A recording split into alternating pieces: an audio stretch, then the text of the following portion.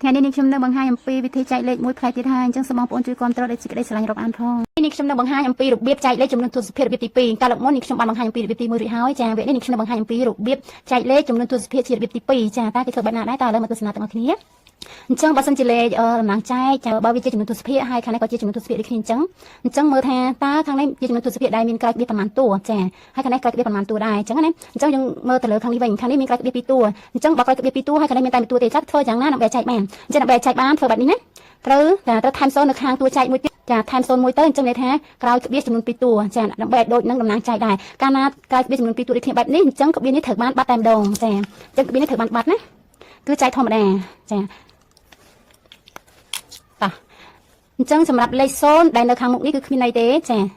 អញ្ចឹងមានន័យថាតំណាងចែកកាត់3តួហើយតួចែកមានចំនួន2តួអញ្ចឹងលេខ5នេះគឺចាថានឹងលេខ12អញ្ចឹង5 10 12អញ្ចឹងណាជាង5 2 ដង 10ចាចេញដាក់2ដងណាចាំតមកគុណពីគ្រូហើយ2 0 ដង 0 ដាក់ខុសលេខ5ចា2 5 ដង 10តាមតមកដកតែម្ដងចា5 ដក 0 សល់5ដដែលចា12 ដក 10នៅសល់2ចាអត់ទៅនៅសល់25តមកនៅលេខ0មួយទៀតតម្លាក់វាមកចាអញ្ចឹង250ចែកនឹង50ចាអញ្ចឹងកាលណាតំណាងចែកមាន3តួចែក2តួអញ្ចឹងលេខ5ទៅលេខ25អញ្ចឹង5ប្រមាណដង25បាន5ដងណាតមកគុណពីក្រោយមកវិញមក5 0 ដង 0 5 ដង25តមកដកណាចា0 ចេញចម្លើយរបស់វាឃើញចំនួន25ចាចំណែកនេះវិញតំណាងចែកអត់មានជាចំនួនទស្សភាគទេចំណែកឯតួចែកជាចំនួនទស្សភាគអញ្ចឹងធ្វើដូចអាមុនដែរអញ្ចឹងទៅណាអញ្ចឹងដើម្បីឲ្យមានជាចំនួនទស្សភាគដូចគ្នាណានេះជាចំនួនទស្សភាគដែលក្រោយក្បៀសមួយខ្ទង់អញ្ចឹងដើម្បីឲ្យបានជាចំនួនទស្សភាគដែរគ្រាន់តែចុចមួយឲ្យថែម0ទៅដើម្បីស្វែងទៅជាការស្រេចទេណានេះ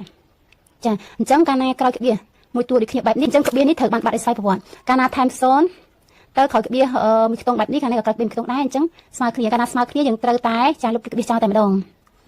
ចាវាឲ្យចែកធម្មតាណាអញ្ចឹង0នៅខាងមុខនេះគឺអត់មានន័យទេអញ្ចឹងកុំយកវាមកចែកណាអញ្ចឹងយក6800ចែកនឹង8ចាអញ្ចឹងកាត់ពីតួ6ចែកនឹង8អត់ទេកាត់ពីតួ68 8ម៉ានបាន68ណាចា8 7ដង56 8 3ដង64 8 4 72លើអញ្ចឹងដាក់8ដងមក8 3ដង64ចា68ដក64នៅសល់4ចាដល់មកតម្លាក់លេខ0អញ្ចឹង40ចែកនឹង8បាន5ដង8 5ដង40ចាអញ្ចឹង40ដក40 0 5 8ដង40ផងអញ្ចឹងតម្លាក់លេខ0តែបានទេអញ្ចឹងបាន0ដងចា8 0ដង0អញ្ចឹងណាចា0ដក0 0អញ្ចឹងទៅចាចេញចម្លើយរបស់វាឃើញ850ចាលេខខាងក្រោមនេះវិញចានេះតំណាងចែកអត់មានជាចំនួនទស្សភាគទេប៉ុន្តែតួចែកជាចំនួនទស្សភាគអញ្ចឹងតែធ្វើបែបណាដើម្បីឲ្យចែកបានឲ្យស្រួលសម្រាប់លេខនេះវិញមានន័យថាក្រោយក្បៀសចំនួន2តួដូច្នេះអ្នកនរគ្នាគ្រាន់តែយកលេខនេះឲ្យទៅជាចំនួនទស្សភាគដែរទៅហើយចុចថែម0 2តែម្ដងចាដើម្បីឲ្យជាចំនួនទស្សភាគដូចគ្នាហើយមានចំនួន2តួដូចគ្នាទៀតអញ្ចឹងទៅវាបាត់ក្បៀសនេះតែម្ដងណាចាគឺបែបនេះណាអញ្ចឹងមានន័យថាយក82500ចែកនឹង50លេខ0ខាងមុខនេះអត់មានន័យទេណានេះចាតោះអញ្ចឹងមើលបើធម្មតាលេខចែកដែលមានតំណាងចែកកតុយ0ហើយតួចែកក៏មានកតុយ0ដែរណាអញ្ចឹងទៅធ្វើបែបនេះមួយទៀតចាអញ្ចឹងត្រូវកាត់0ខាងតួចែកខាងចុងនេះមួយមកហើយតំណាងចែកកាត់0ខាងចុងនេះមួយដែរចាអញ្ចឹងកាត់មកខាងចែកបានហើយកាត់ទាំងសងខាងអញ្ចឹងចែកបានហើយណាអញ្ចឹងនៅសល់តែ8250ចែកនឹង5ចា8កាត់យកមួយតួចែកនឹង5 5ម្ដង5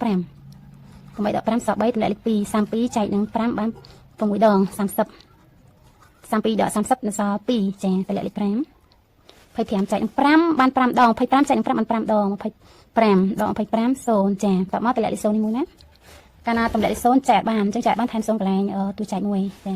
ការស្រេចណាតោះឥឡូវមើលលេខនេះម្ដងខាងនេះគឺតំណាងចែកមានជាចំនួនទស្សភាគប៉ុន្តែតួចែកទៅជាអត់មាន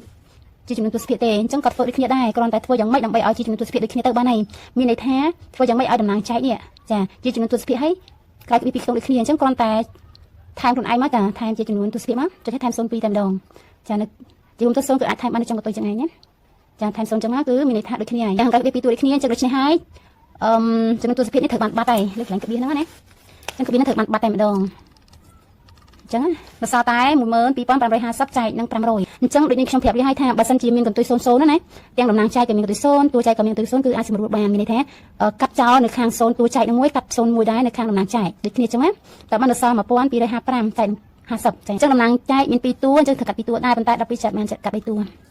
កាលណាតំណាងចែកមាន3តួហើយតួចែកមាន2តួអញ្ចឹងលេខ5គឺត្រឹម12ណា5ប្រមាណដង12 5 2ដង10បន្ទាប់មកគុណធម្មតាមក2 0ដង0 2 5ដង10ចា10អញ្ចឹង5ដក0នៅសល់5ចា12ដក10នៅសល់2ចាអញ្ចឹងតមកតម្លាក់លេខ5ទៀតណា255ចែកនឹង50អញ្ចឹងកាលណាខាងនេះមាន3តួហើយខាងនេះមាន2តួអញ្ចឹងលេខតួខាងមុខនេះលេខ5លេខ5អញ្ចឹងតួខាងមុខលេខ5នេះត្រូវនឹងលេខ25ចាអញ្ចឹង5ប្រមាណដងបាន25 5 5ដង ចឹងកាលណាដាក់5 5ដងគុណពីក្រោយមកវិញមក5 0ដង0ដាក់ដល់5នេះមកចា5 5ដង25ចាដកនេះ5ដក0នឹងសល់5ចា5ដក5 0 2ដក2 0អញ្ចឹងសំណល់នៅសល់5អញ្ចឹងបើចង់យក5ហ្នឹងទៅចែកនឹង50ម្ដងទៀតគ្រាន់តែថែម0មួយទៅចាកាលណាថែម0អញ្ចឹងកន្លែងចម្លើយរបស់វាធ្វើជាចំនួនទស្សភាគចាអញ្ចឹងចុច1មកចាចុច1បន្ទាប់មកចូល50នេះទៅចែកនឹង50បានម្ដង50ចែក50បានម្ដងណា50ម្ដង50ចា50ដល់50 0អញ្ចឹងចម្លើយរបស់វាគឺ25.1ចាអញ្ចឹងសូមអរគុណសម្រាប់ការតាមដាននិងទស្សនា